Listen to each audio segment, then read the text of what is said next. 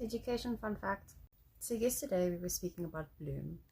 And as I started addressing yesterday, the difference between CAPS, for example, and Cambridge is that Cambridge uses Bloom's Revise, where CAPS heavily relies on the Bloom's, the original one.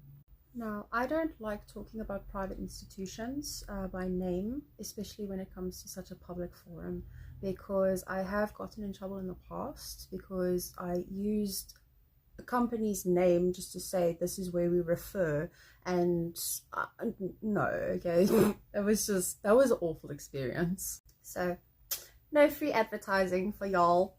It's not gonna happen. Pay me a referral fee and then I might. But as I mentioned, there are 3 examination boards. Though the examination boards are very much CAPS aligned, it's not necessarily to say that that is how it is assessed. And one of the examination boards is heavily the same as what it is in like mainstream schooling. It is exactly the same. So the to and fro between the schools and homeschooling, distance education, it's a smooth process. The difficulty comes in the standard of education.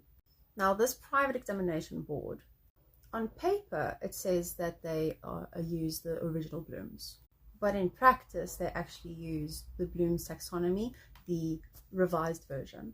And that is also why I refer people into the private sector, because I know that the private universities, specifically my alma mater, they use the Bloom's revised. And I believe that we should utilize this time that these children are incarcerated.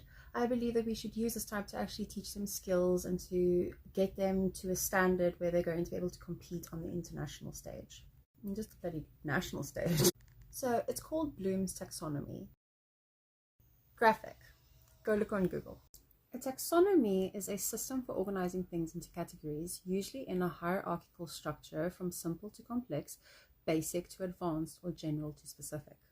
Think of it like a mental filing cabinet or a classification tree.